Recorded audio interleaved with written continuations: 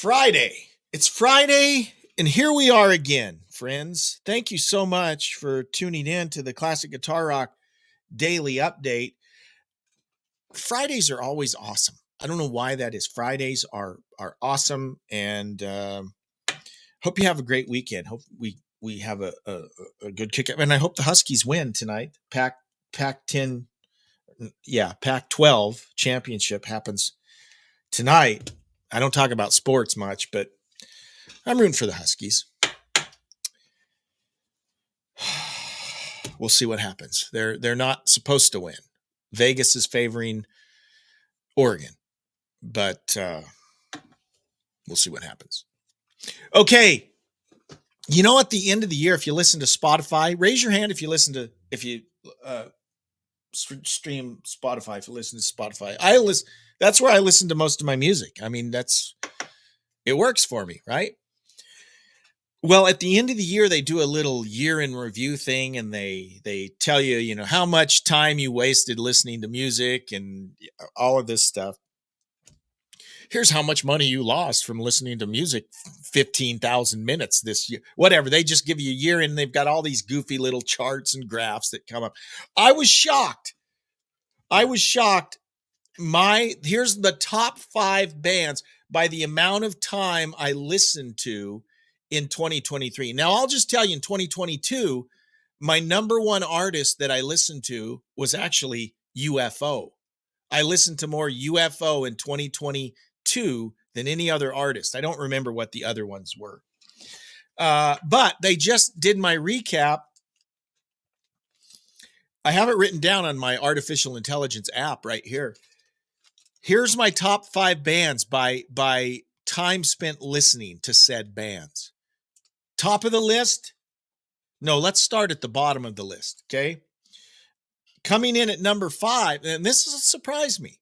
I mean, I was shocked by at least 2 of the bands on here. I had no idea I listened to them that much this past year. Number 5 in 2023, Foreigner came in at number 5. I had no idea I listened to him that much. Number 4, Jethro Tull. I mean, I listened to him. I didn't know it would crack the top 5.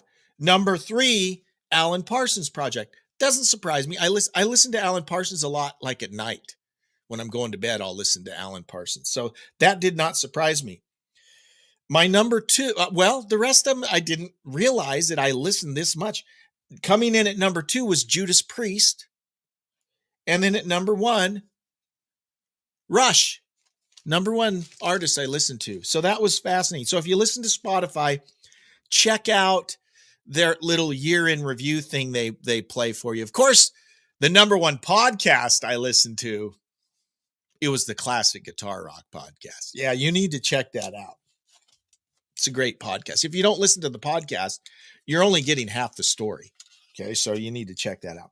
Okay, time now for news and comment. Speaking of Foreigner, Styx and Foreigner will hit the road next summer for a lengthy run of dates with special guest John Waite. Guys, that's going to be a great show. I know that Foreigner doesn't have all original members. I know that Styx doesn't have Dennis DeYoung. This lineup of Styx with Gowan, is that his name? Gowan, can't remember his name. The guy that replaced Dennis, he's phenomenal. He's phenomenal. And yes, this will be blasphemous. I'd rather see Gowan than Dennis. Dennis is too vaudeville for me. I had to say it. You get a better rock and roll experience if you go see the current Styx lineup than had you seen them with Dennis. I'm just saying. It's true. Sorry. But it's true. It will be the Renegades and Jukebox Heroes tour. Kicks off June 11th in Grand Rapids. Now, Foreigner supposedly is winding down. So this will be like this upcoming year will be the last chance to see Foreigner. I saw them back in September. I get it. No original members. One of the best concerts I've been to. I'm just saying. Sorry. Again, this is going to be an episode full of apologies, I can tell, but I got to be honest. This is from, quote, "We always look forward to being with our buddies in Styx," Foreigner vocalist Kelly Hansen told Ultimate Classic Rock. This is their first tour together since 2014. So they've done it before. We've done so many things with them. They're absolute professionals, which is what you want. You want to be on the road with someone you can count on, not some crazy, weird, ego-driven, maniacal BS fest that every day there's some new thing you have to deal with. They're just spot on, but they're also very funny, very affable guys. Tommy Shaw said, quote, I promise a hell of a night of classic rock music. I heard Cold as Ice, and I remember listening to that and going, who is that? I was blown away. Obviously, he's talking about the first time he heard it. That was my first exposure to Foreigner. The hits just kept coming after that. When I finally got to see them live, I thought, man, this is somebody that we can hopefully eventually work with. It's so nice that the music still lives and we can all go on these kinds of tours. Now, I'm going to sound like the old man in the neighborhood yelling at kids to stay off the lawn. I'm going to sound like my parents who didn't like my music. I get it, right? The music of the 70s just kicked the crap out of any music today. I got to say it. Yeah, and someone's going to say, well, there's good music coming. No, there's not. Not like the 70s. Okay. Music in the 70s. And I'm talking about music that you would just hear on the radio, right? Mainstream radio. You'd hear Foreigner and Styx and Boston and Dire Straits and Eric Clapton and Pink Floyd on mainstream radio. I can't even listen to the radio anymore because it's crap. Yes, I said it.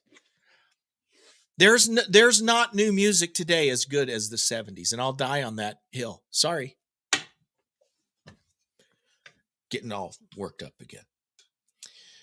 Iron Maiden singer Bruce Dickinson has just released a theatrical music video for Afterglow of Ragnarok. Now, when I heard he was releasing a song called Afterglow of Ragnarok, I'm like, I bet that's never even mentioned in the song. The term Afterglow of Ragnarok. How are you going to work that in? I was wrong. Not only is it mentioned in the song, it's like in the chorus, and it's a catchy chorus with Afterglow of Ragnarok in it. How do you do that? I dug it. I got to say, I kind of like the song. The video is creepy, right? It's kind of a Bruce Dickinson as Darth Sidious vibe going on, and it's dark, but it's part of a his whole new project is called the Mandrake Project, and this is not just going to be an album. I mean, there's all kinds of stuff involved with this Mandrake problem. It's not just an album, but a dark. Let me get this right. The Mandrake Project is not just an album, but a dark adult story of power, abuse, and struggle for identity set against the backdrop of scientific and occult genius. It's creepy. I mean, it's creepy. Created by Bruce Dickinson, the comic series is scripted by Tony Lee and stunningly illustrated by Staz John. So it's a graphic novel. Remember, graphic novel is a long comic book. And they're coming out in January 17th. So there'll be this Mandrake Project will be not only an album, but there'll be this series of graphic novels. And the video for Afterglow of Ragnarok's like 8 minutes long, and it's like a movie. You know, it's got opening credits and closing. It's kind of cool, but creepy. Creepy cool. I don't know what you call it. But I have to say I like the song. The song's kind of cool. So it'll be interesting to see the rest of that. Speaking of British heavy metal dudes, Judas Priest. They actually did this a couple days ago. I missed it. I didn't miss it. I missed talking about it. So my bad. Judas Priest have released the official music video for Trial by Fire, which is the second single from their upcoming studio album, Invincible Shield. Remember, they released Panic Attack a few weeks ago. Panic Attack was pretty good. I think I like Trial by Fire better. The video's kind of, I don't know. It's kind of like, the video's like they shot it in the woods and it's really low budget. And it's like, I don't know if that was necessary, but the song's good. I mean, it's Judas Priest. So check it out. The full album, Invincible Shield, will arrive March 8th, 2024. You know, Firepower in 2018, not a bad album. Not a bad album. Who else? Oh, Motley Crue. We got Motley Crue in the news. You know,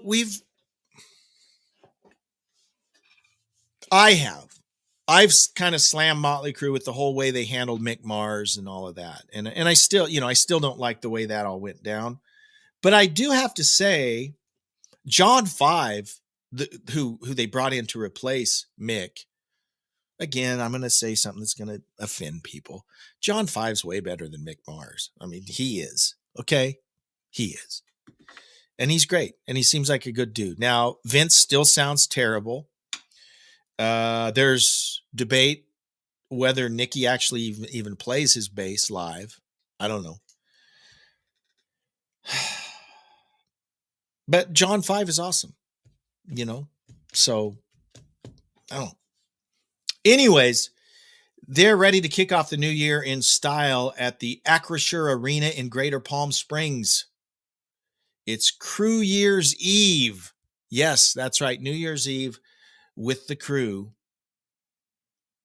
in Palm Springs. So if you're in that area, you might want to check that out. Motley Crue. All right. An album. We mentioned Foreigner. We mentioned Styx. This is an album you probably have. I mean, it's a very popular album.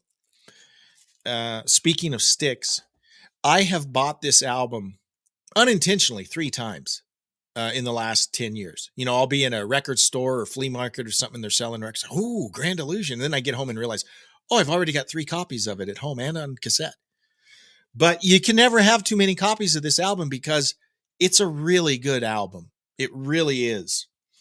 We've got The Grand Illusion, Fooling Yourself, Superstars, Come Sail Away, Miss America, Man in the Wilderness, Castle Walls, the grand finale. No classic rock library is complete without at least a couple Styx albums. You got to have this. You probably got to have Pieces of 8. I mean, I think you got to have those two. Crystal Balls. I mean, they've got so many good songs. It is a crying shame. Don't get me started again on the Rock and Roll Hall of Fame, but here I go, getting started again on the Rock and Roll Hall of Fame. A crying shame and a joke that Styx and Foreigner are not in the Rock and Roll Hall of Fame. There is no logical reason other than the people running the hall are jerk nozzle dork ratchets. Okay, that's the only excuse for these guys not being in there. It's an awesome album. Okay? It's an awesome album. You should have it. And you'll find, if you go to a used record store, you'll find that album there. You should buy it today. That would be my advice to you. Guys, thank you so much for tuning in for the daily update. We will see you on Monday for our next update. And if you haven't checked out the podcast, please take a minute and do so. You can hear the podcast wherever fine podcasts are sold. I guess they're not sold. They're free. But wherever you listen to fine podcasts, you'll find the Classic Guitar Rock Podcast.